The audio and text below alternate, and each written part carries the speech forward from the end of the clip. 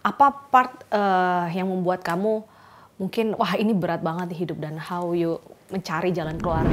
Repot nggak sih di industri ini biasanya ngeliatnya yang kayak kecil, putih, lurus rambutnya udah selesai. Kamu terganggu gak dengan persepsi bahwa perempuan tuh jangan sekolah tinggi-tinggi, perempuan tuh jangan karir tinggi-tinggi. Nanti kodrat perempuan tuh di rumah aja.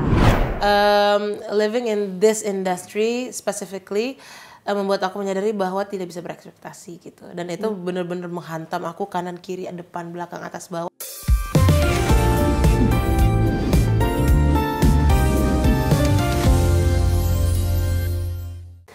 Oke, welcome to Perspective. Hari ini bintang tamu kita spesial, Jemmy Macita. Hai semuanya. Apa kabar Jemmy? Baik, terima kasih. Kakak apa kabar? Baik juga, kayak gitu.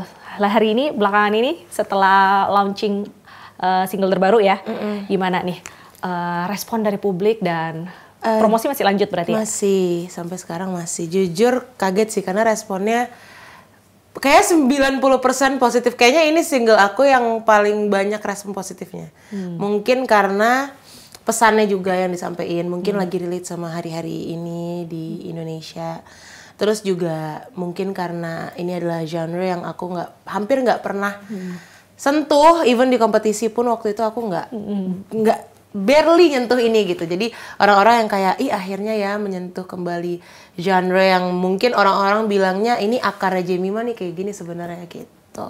Itu kalau aku denger liriknya tuh seperti ada motivasi, quotes-quotes motivasi gitu kan? Iya, jadi memang tujuannya adalah untuk membuat generasi ini ya bisa milenial, bisa Z, maupun mungkin yang di bawahnya ya. Itu untuk lebih apa ya? Lebih bukan sabar, kalau sabar kayak klise ya, lebih tahan-tahan deh, lebih tahan banting gitu ya. Iya, karena memang nowadays in this economy, in this generation kayaknya memang itu sesuatu yang diperlukan deh. Kalau orang-orang tuh kayaknya memang perlu diingatkan untuk kayak bertahan deh, kayaknya hidup tuh cuma sekali, tahan-tahanin deh gitu. Hidup cuma sekali dan hidup itu nggak selamanya mulus sebenarnya ya. Pasti ada batu, lika-liku jalan panjang kalau gitu aku kan? bilang. Bahkan kadang nggak kelihatan ujungnya tapi tetap harus jalan. Tapi kalau berangkat dari judulnya kan bertahanlah nih. Betul. Ada cerita pribadi sampai akhirnya kamu membuat lagu itu nggak? Jujur memang pasti ada. Semua lagu yang aku bikin, yang aku rilis tuh mostly itu semuanya personal sih. Memang mungkin ada beberapa yang aku ambil dari kisah orang-orang di sekitar aku, cuman pasti dasarnya tuh dari personal experience. Jadi kalau misalkan bertahanlah ini memang jujur aku merasa mungkin aku udah OTW, udah mau ke 26 tahun ini, karena aku masih 25 tapi dikit lagi 26 tuh udah mulai agak deg-degan kayak kalau udah nyentuh 26 tuh kayak udah mau deket 30 tuh udah mulai panik gitu. Quarter life crisis. Iya, jadi udah mulai yang kayak semua tuh dipikirin gitu kayak aduh apalagi ya apa segala macam lali-lali. Nah, pikiran-pikiran itu tuh yang ngebuat isi kepalaku tuh terlalu penuh gitu sama hal-hal yang mungkin sebenarnya nggak perlu dipikirin sekarang. Overthinking. Yes. Jadi akhirnya aku kayak ini kayak gue mendingan gue tumpahin ke satu single deh gitu. Dan makanya di single Bertahanlah ini basically aku menulis tuh semua yang mau aku omongin ke diri aku tulis gitu. Makanya aku bilang hidup cuma sekali, tapi kenapa sih pusing terus mikirin mungkinkah adakah sesuatu di depan sana gitu. Semua tuh aku ngomong kayak aku lagi ngomong sama diriku juga, dan ternyata apa yang aku omongin ke diri aku juga mungkin relate sama banyak orang gitu yang lagi mungkin di fase yang sama. Tapi kalau ngomong personal experience tadi kan hidup tuh lika-liku dan segala macam gitu. Throwback mungkin perjalanan karir kamu dari idol sampai di titik ini. Apa part yang membuat kamu mungkin wah ini berat banget di hidup dan how you mencari jalan keluarnya itu? Jujur karena aku kaget kali ya, aku nggak pernah ada di industri ini sebelumnya. Maksudnya yang lain mungkin teman-teman aku tuh mereka udah di prepare sama orang tuanya untuk emang kayak udah lu udah jelas nih dari dulu lu suara lu udah bagus dari kecil dari penyanyi kayak gitu. Udah deh lu gua kasih mungkin experience A, B, C, D, E, pelajaran A, B, C, D, E yang akan menunjang karir lu di bermusik atau di industri ini. Minu aku nggak ada sama sekali gitu, sama sekali bener-bener. Oh bahkan kuliah hukum? Kuliah hukum gitu, jadi bener-bener pengacara? Yes, dari nol, literally dari nol, terus habis itu aku kayak aduh harus belajar semua sendiri. Nah sebenarnya dari mulai lulus Ajang itu aku bener-bener kayak semua tuh dikerjain basically diolah tuh sendiri karena emang aku gak pernah belajar dan emang mungkin belum ada mentor segala macem. Di fase proses itulah yang buat aku kayak ih capek banget ya, semua harus dipelajarin dari nol lagi. Minimal dari kemarin nih gue kuliah udah belajar hukum dari nol, udah kelar belajar lagi dari nol nih apaan ini gitu. Jadi kayak bener-bener kayak aduh kok belajar mulu dari nol ya. Itu yang kadang bikin kayak aduh capek banget ya. Hidup isinya belajar. Iya gitu kan? kok isinya belajar terus ini gitu. Jadi bener-bener capek tapi lama-kelamaan memang sadar sampai kita mengembuskan nafas kita terakhir pun ya kita akan terus belajar gitu. Jadi ya udah namanya hidup ya gimana berlanjut. Tapi kamu kan kuliah hukum, terus akhirnya masuk ke musik. Itu kenapa nggak dari awal di musik atau mungkin baru berjalannya waktu? Ya kayaknya gue suka dinyanyi atau ngikutin alur kalau orang Batak tuh biasanya. Iya lagi. Pengacara lagi. Aku iseng soalnya itu. Jadi bener-bener kayak bingung aja kayak mencari jati diri. Iya, jujur. Karena aku nggak bisa, orangnya tuh nggak bisa diem. Terus habis itu pas aku lagi pandemi waktu itu, aku tuh bener-bener kayak ya udah kayak terserah deh arus mau bawa kemana gitu. Terus tiba-tiba aku ikut kompetisi. Oh udah deh gitu. Jadi akhirnya tiba-tiba nyanyi yang tadinya dari hukum. Jadi emang gak direncanain. Tapi sebenarnya untuk mencari jati diri atau mungkin kita mau berkarir kemana itu nggak gampang loh. Gue juga kalau dari kecil tuh kan musik gitu. Ternyata suara gue fals nih. Tiba-tiba gue lari lah, tiba-tiba jadi wartawan gitu. Nah kalau jadi Jamie sendiri untuk bisa menemukan jati diri atau pada akhirnya kayak menetapkan oke, ini passion gue itu gimana caranya? Passion tuh sebenarnya lebih kayak aku tuh banyak banget yang aku suka soalnya. Jadi aku tuh bingung kalau misalkan dibilang kayak passionnya tuh nentuinnya gimana caranya tuh lebih ke kalau misalkan emang seneng lakuinnya ya lakuin aja gitu. Aku emang tipikal kayak gitu dan ya udah akhirnya aku nikmatin aja lama kelamaan kayak ya udah kayak diikutin aja arusnya. Misalkan emang lagi suka ini ya sih ini ditekunin, dicoba diolah, dicoba dicari yang paling yang paling menguntungkan dari sini bisa diambil apanya. Nanti tiba-tiba nanti aku pengennya ini juga gitu. Jadi emang semuanya tuh aku suka nyobain banyak hal lah basically, nggak cuma satu hal doang, 1-2 hal kayak nggak deh, kayak banyak hal deh memang. Dan emang kayak dasarnya emang nggak suka diem aja gitu. Aktif lah, produktif, aktif produktif. Lebih gitu ke nyebelin sih jatuhnya karena nggak bisa diem. Kayak bisa diem dulu nggak gitu. Jadi kayak tapi aku sekarang udah mulai belajar sih untuk lebih diem karena lebih diem kenapa? Iya karena kalau misalkan terlalu banyak cabang yang kita kerjain dan kita cari malah jadi nggak fokus. Benar. Jadi itulah pelajaran menurut aku pendewasaan. Tapi kan dari nggak bisa diem itu akhirnya menghasilkan sebuah karya. Berarti kedepannya itu kamu akan mencoba hal-hal lain mungkin atau udah fokus di singer? Aku nggak bisa lagi. Nggak bisa ngomong. Tapi kamu juga aktif konten juga gitu. Aku jujur dibanding mungkin konten creator yang lain, aku termasuk jarang konten. Aku jujur nggak bisa lagi ngomong kayak at this point aku takut. Aku waktu itu sempat ngomong kayak enggak, aku mau fokus gini-gini, tapi kayak makin kesini gue, aduh nggak bisa ditebak lagi.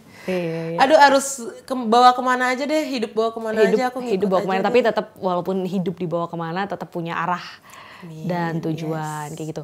Cerita selama kamu berkarir join Indonesian Idol, terus sekarang punya single sendiri, single album. Baru single ke-5 kalau nggak salah ya, 5 yang kemarin rilis. Itu ada nggak masa-masa di mana kamu tidak berjalan sesuai harapan kamu? Oh sering lah, maksudnya sering lah gimana ya maksudnya? Maksudnya kayak aku termasuk tipikal orang yang cukup berekspektasi juga gitu loh. Jadi living in this industry specifically membuat aku menyadari bahwa tidak bisa berekspektasi gitu. Dan itu benar-benar menghantam aku kanan kiri depan belakang atas bawah dalam artian karakter aku benar-benar di shape di industri ini karena disinilah aku baru menyadari bahwa hidup tuh emang gak bisa dikasih ekspektasi terus gitu. It will crush you and at some point kamu akan menyerah karena kamu tidak figuring things out, kayak jadi reward sendiri, panik sendiri gitu dan it will crush you. Jadi aku akhirnya kayak menjalani industri ini benar-benar yang kayak harus tanpa ekspektasi gitu. Tanpa ekspektasi itu dalam arti apakah kamu nggak ada sesuatu untuk di reach atau bukan tanpa goals tapi tanpa ekspektasi, dalam artian ekspektasi itu jadi gini, misalkan aku punya goal, aku mau punya album gitu, tapi ekspektasi bisa jadi, tapi album itu aku maunya pecah 1 billion streamers gitu. Nah hal-hal kayak gitu yang harus dihilangin, karena itu juga akan menghilangkan ketulusan dalam berkarya menurut aku. Jadinya lebih ke komersil ya. Yes, bener, kayak selalu jadinya nggak bener-bener dari hati tulus apa yang ditulis tuh. Jadi yang dikejar tuh udah beda gitu. Oh, I like it. Jadi akhirnya aku udah mulai menghilangkan hal-hal kayak gitu, walaupun sulit ya, karena aku dasarnya dari anak yang emang definisi akademik banget. Akademik tuh menurut aku sesuatu yang lebih jelas ujungnya, kayak kalau lu belajar segini lu bisa mendapatkan nilai segini. Itu tuh biasanya sama gitu, equal. Gitu. Untuk apa? Basically sebab akibatnya nyata banget deh kalau di akademik. Tapi kan kalau di industri apalagi musik itu kan udah emang beda banget ya.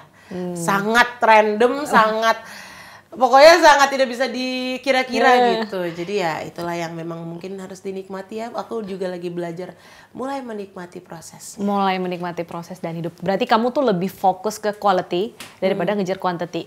Yes. Gitu. Kalau kita lihat kan tren lagu belakangan itu banyak yang galau-galau ya. Kayak lagu-lagu sekarang lagi hipdut sih. Lagi begitu gitu. Nah, kamu berarti tipikal yang nggak follow the trend tapi tetap idealis dengan warna musik kamu kah? Aku tipikal orang yang suka ekspor banyak genre juga sih. Jadi aku jujur suka banget hipdut. Legit aku suka banget hipdut. Aku juga suka lagu galau.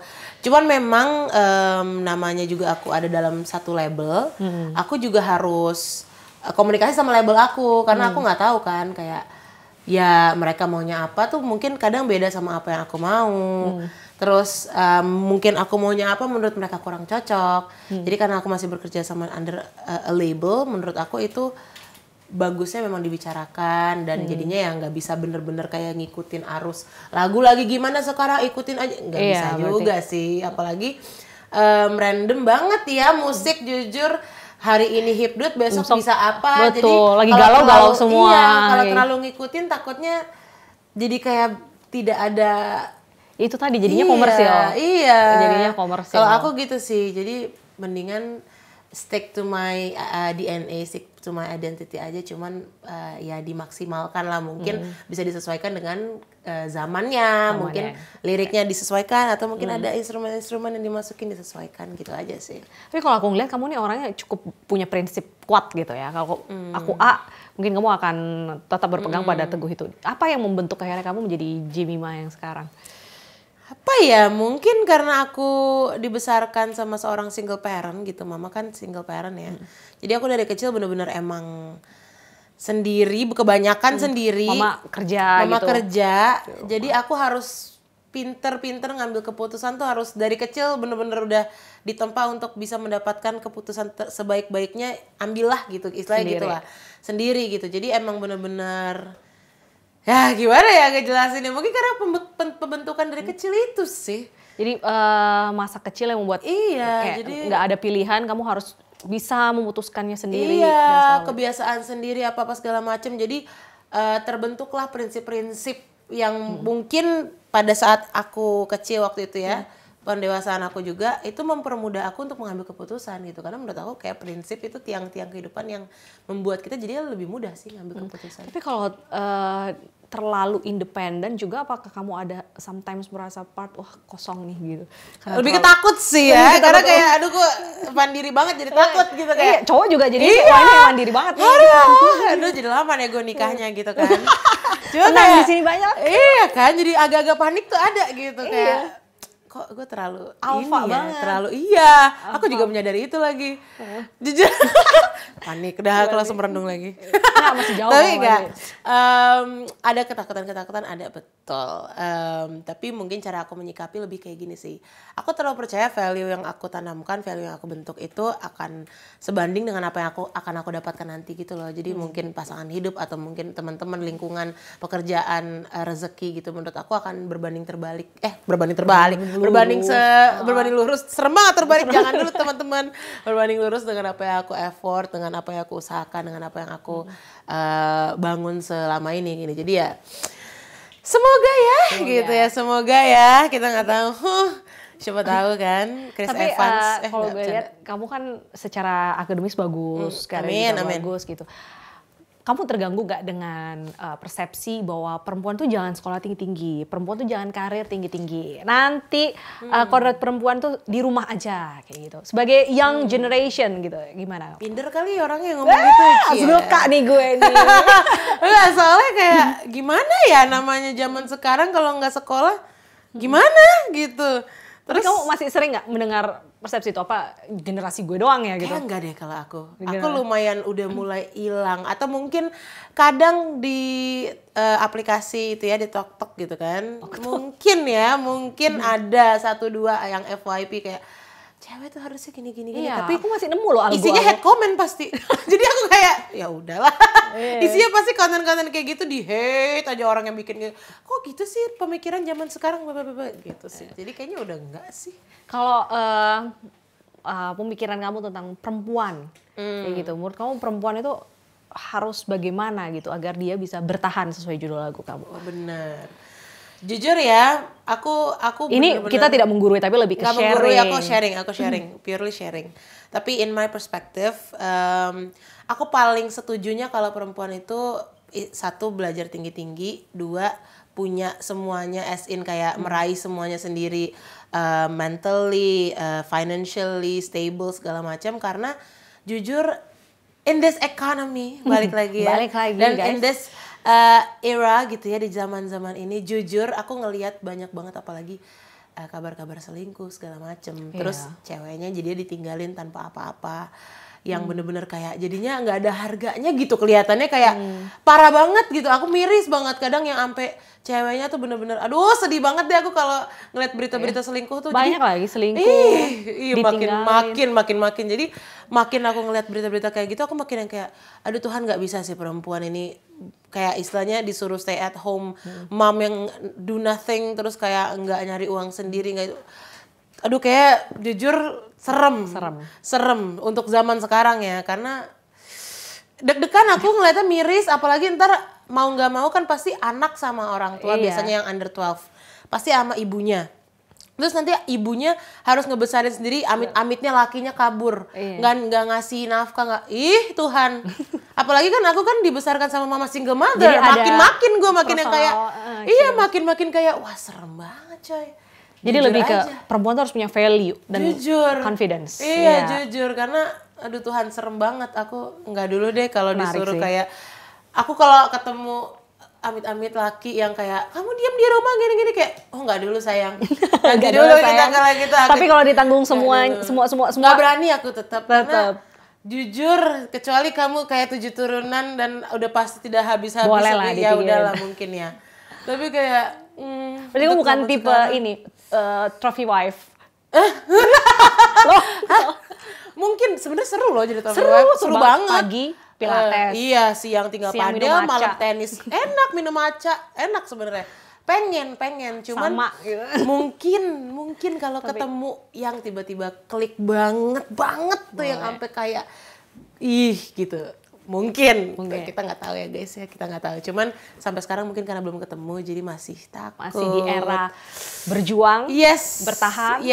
Masih definisi bos mama mungkin dibilangnya ya. Tapi nggak ada salahnya juga jadi trophy wife, tapi tetap itu harus punya value dan ibaratnya pegangan. Karena dan iya menurut aku malah enak kalau jadi trophy wife karena kamu bisa istilahnya bekerja dari rumah. Jadi jangan diem gitu, bekerja dari rumah, do anything, apalagi lagi zamannya sosmed. Kayak kamu bisa kreator. Bisa jadi content creator, bisa kamu keranjang kuning, bisa apa. Jadi kayaknya pokoknya jangan diem aja deh. Nggak apa-apa jadi trophy wife tapi jangan diem. Jadi ibu rumah tangga juga capek banget, lebih capek lagi kalau ditinggalin tanpa apa-apa. Jadi kayak udah susah-susah lu jadi IRT, lu udah setengah mati, lu ngurus anak lu ditinggalin, diselingkuhin. Keren. Gak dulu deh aku. Sebuah quotes yang sangat sensasional. Nggak dulu itu, aku takut aku itu kalau kayak gitu. Jadi mending aku tetap melakukan sesuatu di rumah. Tapi ngomong-ngomongin tentang, tadi kamu singgung sosmed lalu juga hate comment. Seorang Jamie mah pernah dapat hate comment nggak? Ih pernah lagi, parah banget. Tentang Ada karya masa-masanya. atau personal? Tentang karya, personal mungkin aku udah ngambil hati ya. Jujur kalau misalkan orang nyerang fisik gitu-gitu mungkin karena aku udah lewat prosesnya. Jadi Tapi, udah gak masuk hati. Pernah? Di Pernah. umur berapa biasanya? Biasanya kecil kayak gitu, pas masih kecil kan? Pas aku SD, SD iya. SMP, SMA aku udah mulai acceptance. Tapi lumayan terbantu karena environmentnya positif. Aku punya teman-teman yang luar biasa suportif. Jadi membantu pemulihan jati diri aku gitu, yang akhirnya pas aku kuliah kemarin udah sembuh lah. Udah 80% lah sembuh gitu luka-lukanya. Cuman makanya tiap aku dapat hate comment yang menyangkut fisik, aku udah nggak pernah kena lagi, kayak udah aja. Apa sih gitu. biasanya mereka itu yang hate? Mungkin karena aku hitam dan keriting, terus aku bongsor. Jadi kan orang-orang biasanya kayak repot nggak sih di industri ini, biasanya ngeliatnya yang kayak kecil, putih, lurus, rambutnya udah selesai gitu. Tapi Hidung karena aku mancung, beda, yes. rahang V. Iya. Tapi karena aku memang beda dan mohon maaf ya, saya kan kelahiran ras terkuat di bumi ya, Afrika gitu ya. Batak. Iya, dan Batak juga kalau Indonesianya gitu. Jadi memang beda banget physically gitu, dan aku nggak masalah sejujurnya aku nggak masalah, itu membuat aku jadi unik. Cuman banyak orang yang memandang itu sebagai suatu kelemahan. Menurut aku sih enggak ya. Sebenarnya kalau ngomong soal bully warna kulit, gue juga dulu pernah waktu kecil karena emang agak lebih hitam dari ini gitu. Nggak tahan, akhirnya gue udah mulai yang kayak tiap hari tuh pakai apa sih, lulur, terus harus pakai bedak yang sampai agak beda warna gitu, karena rainbow cake ya. Rainbow cake banget gitu, kue sisir gitu. Kalau dari kamu waktu dapet bully itu ada sebuah hal-hal yang kamu lakukan sampai akhirnya kayak gue nggak perlu lakuin ini deh gitu. Jujur enggak lagi, dulu aku agak dong-dong. Jadi aku aku nggak balas, aku diem aja. Jadi yang marah-marah, yang berantem itu teman-teman aku juga. Aku diem aja. Aku tuh dulu lebih kayak memilih untuk memendam sendiri, diam di rumah menangis. Bahkan mamaku nggak tahu. Jadi kayak aku aneh banget lagi dulu. Mungkin kalau aku yang sekarang lihat aku yang dulu kayak, lu bisa nggak lu lebih galak gitu, mungkin kayak gitu ya. Gitu. Jujur sekarang kan aku galak banget gitu soalnya. Tapi dulu diem aja, makanya aku bingung kalau ditanya gitu. Terus kamu berdamai dengan itu? Itu karena environment, dapat lingkungan yang positif. Aku dikasih words of affirmation day by day. Dari itu ngebantu aku banget dari teman-teman aku. Mereka yang buat aku jadi pede dan sekarang jadi kepedean. salah banget deh. Aku kalau lagi kayak upload nih, aku suka upload di close friend aku kayak, ih cantik banget ya gue hari itu, teman-teman aku balas kayak, iya setuju. Salah banget teman-teman gue ngasih ego, orang udah kepedean tambah kepedean lagi, susah. Oke, tapi itu bagus daripada Bagus, kita puji Tuhan, aku bersyukur banget walaupun aku daripada anak nggak puas. tunggal. Iya, daripada aku harus terus dealing gitu ya dengan semua kepahitan itu. Tuhan baik, Tuhan kirim aku teman-teman aku, luar biasa. Tapi memang sekarang standar perempuan khususnya di sosial media itu juga agak aneh sih. Yes. Ya kalau kita lihat juga bahkan karena standar yang lalu tinggi, lalu orang udah pada kecanduan sosmed, itu nggak jarang perempuan tuh berani untuk sampai ya operasi plastik. Sebenarnya itu hak ya. Itu kita nggak salah gitu. masalah Tapi juga. ada beberapa yang mungkin memang ingin menyempurnakan tapi ada yang berangkat dari rasa sakit itu. Dan aku lebih concern ke ada yang bener-bener kayak udah kena psikisnya. Iya, itu aku itu. kasihannya gitu, karena mungkin dia belum mampu untuk melakukan itu, tapi dia sampai minjem kesana kesini segala macam demi merubah. Itu sedih banget sih. Tapi kalau kamu melihat cantik versi perempuan, versi Jemima tuh gimana? Cantik. Menurut aku ya, attitude, hati itu nomor satu. Perempuan tuh paling bisa berubah nih, mungkin kayak physically kamu nggak sesuai dengan standar yang orang-orang bilang gitu. Tapi ketika kamu baik, kamu attitude, kamu pinter, kamu treat orang dengan benar. treat orang dengan benar, hati kamu tulus, berubah loh. Kayak auranya ada aja gitu gak sih, kayak keluar gitu, terpancar kebaikan hatinya gitu, kecantikannya langsung terpancar juga. Jadi menurut aku itu sih cantik yang sebenarnya ya. Berarti bibit bebet bobot Dan harus pede. Yang penting pede. Jujur aja, yang penting pede. Kalau kamu minder, orang bisa ngerasa soalnya kalau kamu minder. Iya, Itu ada aura. vibes-nya gitu. Kalau kamu pede, orang juga kayak pede banget dia. Iya, dia aja pede, gas aja lah gitu. Terus gimana kamu tetap maintain? Karena aku suka nih rasa percaya dirinya gitu. Vibes Kepedean ketika kamu masuk tadi itu langsung kayak kita yang mungkin udah jam-jam makan siang tuh kayak, lapar. Pas kamu masuk tuh langsung kayak wah cheer up semua Sorry gitu. banget nih. Gimana kamu Lapar ya? mentransfer your positive to everyone? Gimana ya? Aku menyadari sebenarnya segala sesuatu itu bisa diusahakan. Jadi kayak sesepele kayak gitu aja itu bisa ngerubah banyak hal dibanding kita cuma halo gitu. Jadi emang segala sesuatu tuh bisa diusahakan sih menurut aku. Dan aku juga belajar karena dulu mungkin aku tipikal yang masih kayak pengen nungguin orang moodnya bagus biar aku juga bagus. Cuma sekarang aku sadar kayaknya gue harus jadi pionirnya deh. Kadang gue bertemu dengan orang yang kita tuh harus dealing with mood dia. Mood dia lagi jelek tuh, ya udahlah kita terima aja. Mood dia lagi bagus, ayo kita ngobrol. Nah kamu kalau ngadapin orang-orang kayak gitu gimana? Aku lebih kayak aku nggak bisa ngatur orang ya. Itu pilihan dia, mungkin hari itu memang dia lagi pengen bad mood dan pengen diem aja, ya udahlah gitu. Tapi aku ngerubah sikap hati dan cara aku merespon lebih kayak mungkin kalau misalnya udah low banget, aku bakal kayak langsung reach out kayak ada apa, cerita dong gitu. Tapi kalau misalkan nggak slow itu mungkin emang lagi bad mood aja karena mungkin lagi bad day aja, aku yang akan coba kayak cheering up kayak bakal sampai mungkin aku udah ngelihat limitnya kayak oh nih orang emang bener-bener tadi aku bilang lagi di lowest point-nya, nggak bisa nih berarti emang harus di reach-nya beda gitu. Jadi kita tuh harus pilih sikap hati dan respon yang kita mau gitu sih. Oke. Your positive mantra tiap hari ada nggak? Apa ya? Oh, ada lagi tapi ini kan ada orang yang di kaca kedengarannya. Aku cantik, aku pintar, aku fable. Kalau kamu apa? Iya, aku cantik, aku pintar, aku kaya. Sorry banget ya, aku kayak orang gila gak sih kedengarannya, tapi kayak bagus tuh. Itu harus manifestasi. Iya, itu harus. Jadi tiap pagi aku bangun biasanya aku kayak ke kamar mandi suka kayak aku cantik, aku pintar, aku kaya, let's go gitu. Aku bisa. Gitu. Menurut aku hal-hal yang kayak kan mikir ngapain sih lo kayak gitu, itu kadang bisa itu jadi harus kenyataan. Lagi. Iya, untuk apalagi pendewasaan ya, makin aku dewasa, aku ngerasa itu wajib lagi tiap hari. Apa enggak aku lowbat tiap hari deh kayaknya. Jujur dengan in this economy. Balik lagi. Iya, berarti Jamie mah introvert extrovert? Introvert. Oh, introvert mentok. Tapi jangan salah loh. Biasanya orang yang memang di luar, hi everyone. Iya. Dia ketika itu sebenarnya dia very introvert. Karena aku nggak cerita.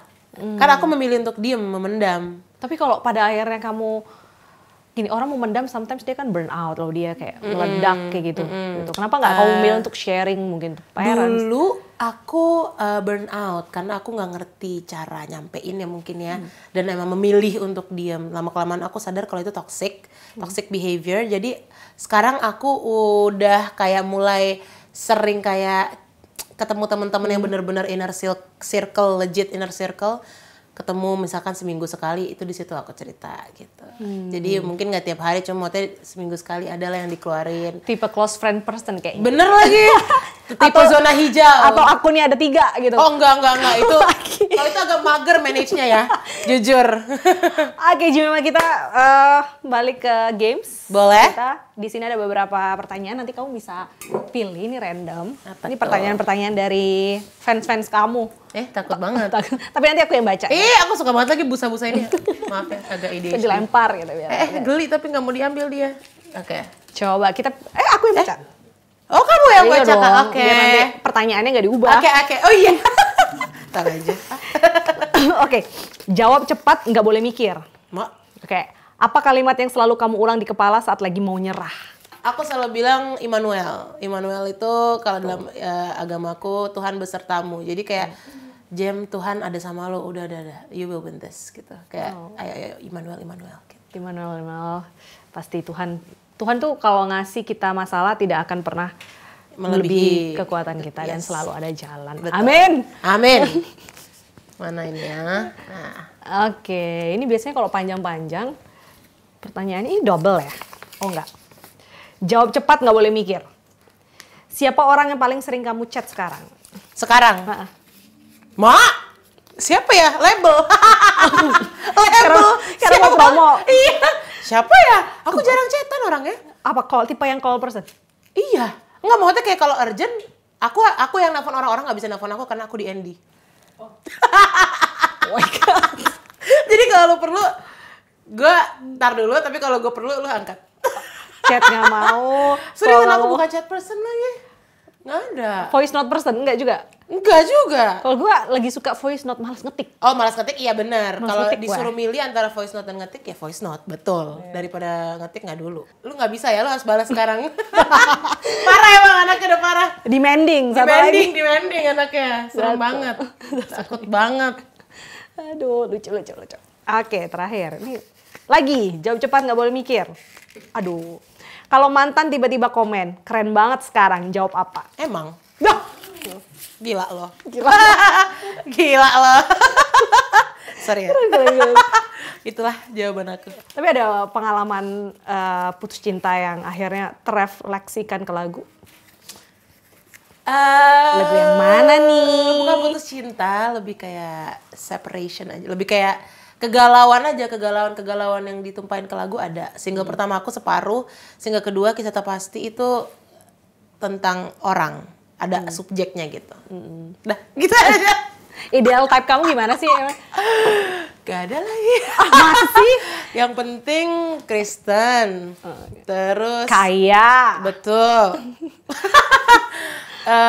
Apalagi ya? Enggak, dia pokoknya financially dan emotionally udah stable. Stable orang kan beda-beda ya standarnya ya gitu. Ini pertanyaan common yang biasanya sering gue dapet ya, nggak tau di lingkungan gue nih. Fisik biasa aja tapi kaya raya, fisik ganteng tapi finansial biasa aja. Biasa aja tuh berarti bisa diperjuangkan kan, bukan yang kayak dia pemalas gitu. Lihat anaknya harus ditanya dulu, dia pemalas gak? Ngawar lagi. Pokoknya kalau nggak pemalas, Atau kalau nggak mungkin pemalas nggak apa-apa. financial standardnya di bawah kamu. Tapi dia ganteng banget sampai kayak aduh kayak gongyo kali. Aku nggak suka lagi yang ganteng-ganteng banget, aku takut. Jadi mendingan biasa aja. Oh. Aku udah serem, pokoknya gara-gara sosmed nih jadi takut nyari laki udah ganteng banget, tiba-tiba tau kan? Nggak mau, aku takut yang biasa-biasa aja Yang lah. paling aman nyari jodoh tuh sebenarnya di ini tempat ibadah. Iya lagi, tapi kadang di tempat ibadah juga ada aja tau kak. Ada, iya sih. Udah kabar sekarang selingkuh udah macam-macam. Kamu kayaknya traumatik dengan pasangan. Trauma sama orang ya, sama kisah orang bukan sama kita sendiri. Padahal belum pernah. Padahal belum ngerasain, aku nggak pernah diselingkuhin gitu-gitu, amit-amit Tuhan. Amit-amit. Amit-amit nggak mau aku. Selingkuh apa nyelingkuhin? Mak, nyelingkuhin lah. Gak mau aku diselingkuhin. Why? Gak mau aku diselingkuhin, takut aku. Tapi kalau kamu diselingkuhin kamu sakit. Kalau menyelingkuhin ya. Aku gak mau sakit. Iya sih, orang masih memilih yang paling aman. Iyalah. Walau. Takut aku. Karena aku bukan tipikal orang yang bisa selingkuh juga. Jadi kalau sampai aku udah nyelingkuhin berarti tuh orang udah nyebelin banget kali. Atau udah kayak udah muak banget, aku udah kayak, mending gue selingkuh deh daripada gue sama lu gitu mungkin. Oke. Nah, ngobrol-ngobrol lagi tentang rencana ke depan seorang Jimmy Machita setelah lagu sudah launching bulan Baru sebulan kurang lebih. Kedepannya gimana nih? Aku jujur mungkin akan tetap di genre yang sama, masih akan nulis tentang kehidupan. Lagi pengen nulis-nulis yang off genre tapi buat orang gitu. Lagi pengen nyoba nulis-nulis buat orang, soalnya sebelumnya belum pede. Terus sekarang udah mulai kayak pengen nulis-nulis buat orang gitu. Ada artis yang kamu ingin kolaborasi nggak sih, dalam atau luar? Kolaborasi as in duet atau kayak nulis bareng atau Duet dulu deh. duet nyanyi? Ih, Barsara Bestandi lah. Kalau produce lagunya?